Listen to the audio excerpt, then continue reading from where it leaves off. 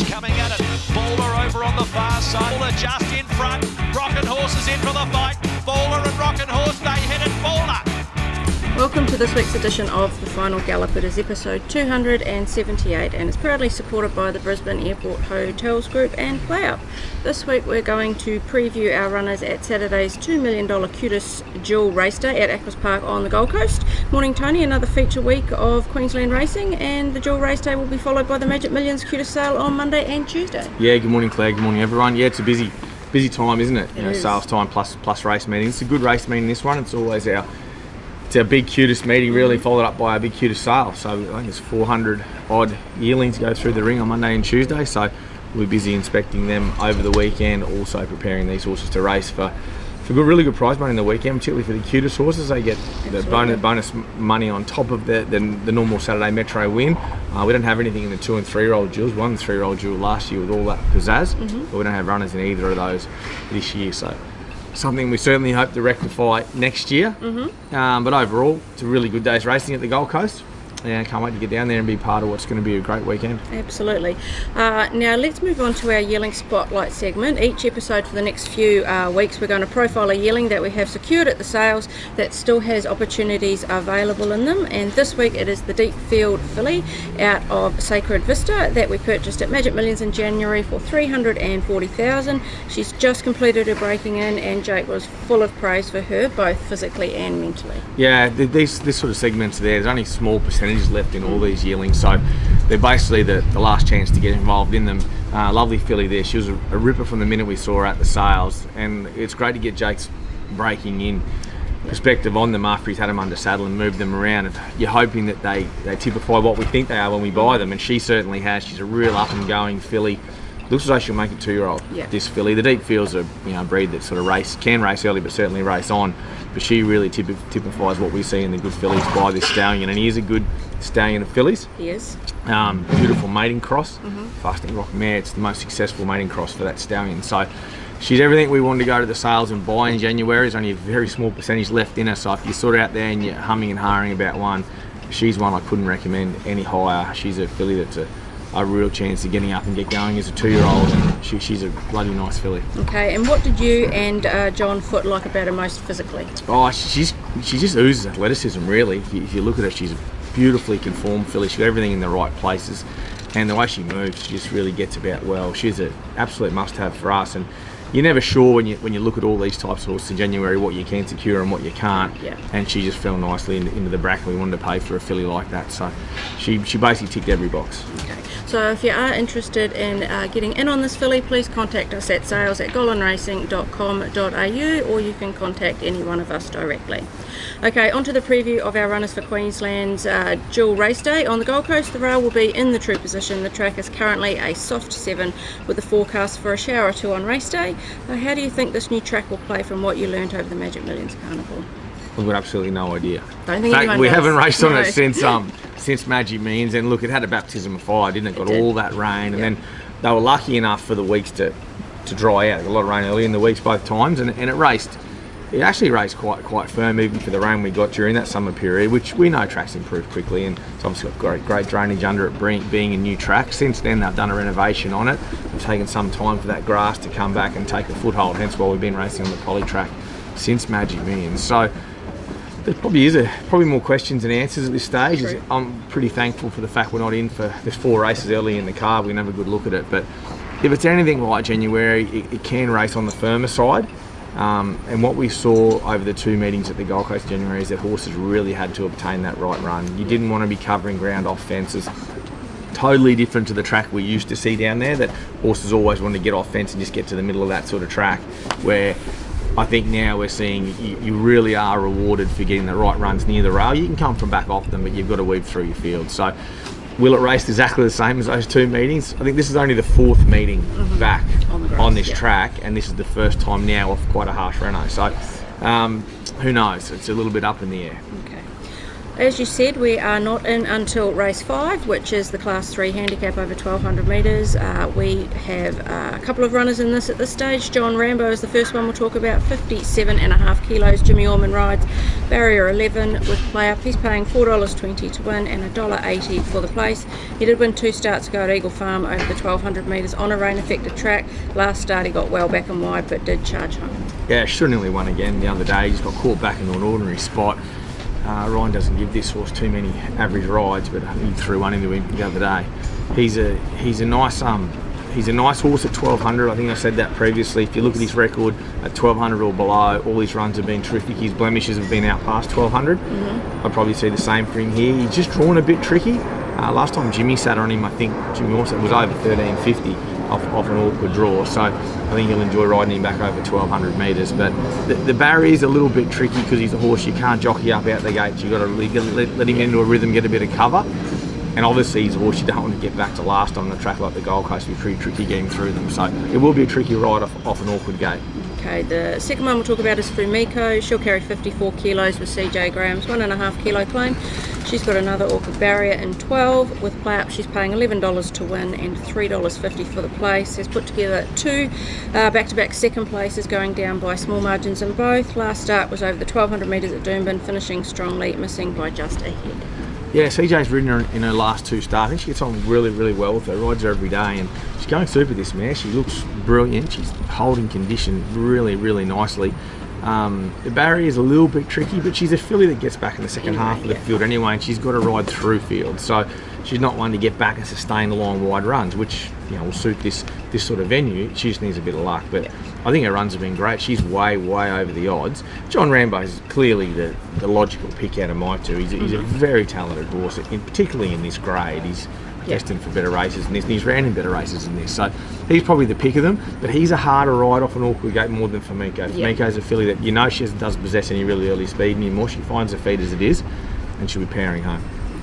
Move on to race 7 now, which is the Military Rose Plate for fillies and mares over the 1100 metres. We'll start with Black on Beauty. She'll carry 55.5 kilos. Jimmy Orman will ride her. She's drawn barrier 9 with PlayUp. She is paying $6.50 to win and $2.30 for the place. She did win 3rd up last preparation for our stable, and she does come into this after an improved second at Eagle Farm over the 1200 metres behind the stablemate Blue Spinel, who's flying. Yeah, the fitness told the other day she really picked up and raced well. Race could have been so much different. She could have been the winner, and Blue Spinel could have run second had the race panned out a bit different mid-race when Marnie Pockroger got 3 wide in that horse. She's put pressure into the race at a tricky time for this mare, but she fought on really well. She did. Horse come out of that race and just bolted in midweek yesterday. So form out of it's good. This is a whole level up. This is a set weights race, against some decent mares, and Chinny Boom, I guess she's one of the better short course mares, around Queensland at the moment. So she's going to be a tough nut to crack, particularly off a good low draw. I like this mare. I like her up, 3rd up now in the prep. If you look at her, she looks outstanding. She's in such good condition. Yeah. I would love a couple of showers around for her. I don't know the Gold Coast Turf Club probably don't want any showers around on race day, but she just loves getting her toe into the ground a bit, and that was evident too at Eagle Farm the other day. But she's a lovely go forward mare. She'll race up on speed, hasn't got a lead, but she'll race handy. Provided we can negate that barrier, I've got no doubt she's in the finish of this. Okay, the second one we have is Island Magic. She'll carry 55.5 kilos. Michael Rod on board.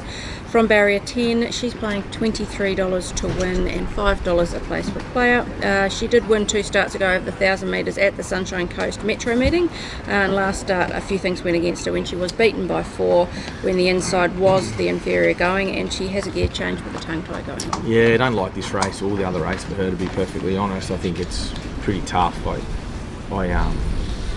scratched her out of the benchmark race off a really awkward draw as well, and this race is not great for her. It's set weight to all this draw, so in my mind at the moment she'd be an unlikely runner on the weekend, and best left for a midweek or a class 6 in a couple of weeks' time. Okay. We'll move on to race 10 now, which is the benchmark 78 handicap over the 1100 metres.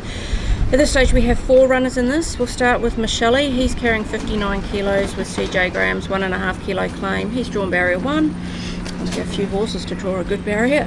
With PlayUp, he's paying $6.50 to win and $2.40 for the place. Finished last preparation with a good win over this trip from the same gate at Doomben. Has a pretty good first up record and had a nice jump out last week.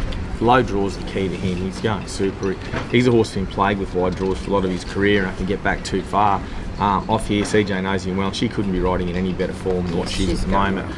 She'll bounce him and just find the back of the speed. She'll be no further back than third pair. There looks good pressure in this race, as you'd expect. 1,100 metres around the coast. They won't muck around, but I'd imagine he'll just jump well. He'll find the back of that speed, and even with the big weight, obviously CJ's claim certainly helps. He's going to be right in the finish of this. He's prepped up really well. I'd say he's going better now than any other prep. Okay. Second runner we will talk about is Shamrock Blue, and he has 60 kilos with Michael Rod riding him, and he's drawn at barrier 19. Shammy's just chilling at the box over there. A good with PlayUp, he's paying $21 to win and $6 for the place. A good first up run, and then was never in the race last start at the Sunshine Coast after going back in the run. But this is a tough draw. Yeah, we had him in we jumped him out, had him in at Doom, and he 1200. I didn't love the race, and then we've drawn awful again here, and to be honest, he's a very unlikely runner. He'll more than likely wait for Eagle Farm for a Class 6 in a couple of weeks. This is a terrible draw with a big weight for him. Okay. Next one we'll talk about is Immoral. He'll carry 59 kilos. Angela Jones rides barrier 13 with PlayUp. He's paying $9.50 to win and $3.10 for the place. Much better last start when he ran third over this trip at Ipswich. Gets Angela back on, and the last time she rode him was the good win at Rockhampton last year. Really good Ipswich the other day. Very much a controlled race by the leader, slowed it right down. Probably had to stay underneath, probably run second or challenge it. He's run really well. Yes. He's prepping up beautifully in his prep now, but yet again, another awful draw for him. So I think he'll save for Underday as well. Okay. And the fourth one we'll talk about is Hidden Wealth. He'll carry 57 kilos. Jimmy Orman on board barrier 18. With PlayUp, he's paying $4.20 to win and $1.80 for the place. Was okay first out for third with a really big weight after a long layoff. Another tough draw, but he does have ability. Yeah, and just to round out the trifecta of shite draws, this is it for him. He's an adaptable horse, however, he can be ridden a bit quieter. I think he's actually better ridden a bit quieter, to be honest. So I think racing for the big, cutest money in this grade, I'm probably pretty keen to run him. We just need a bit of a ride. We need Jimmy Orman to really give me an 11 out of 10 here, and he can do that, Jimmy. I think we ride him a bit more patient and let that race unfold. He can really hit the line, this horse. He's a good galloper. He's far better than this grade. He'll probably take his place, but I'm going to need a lot of luck.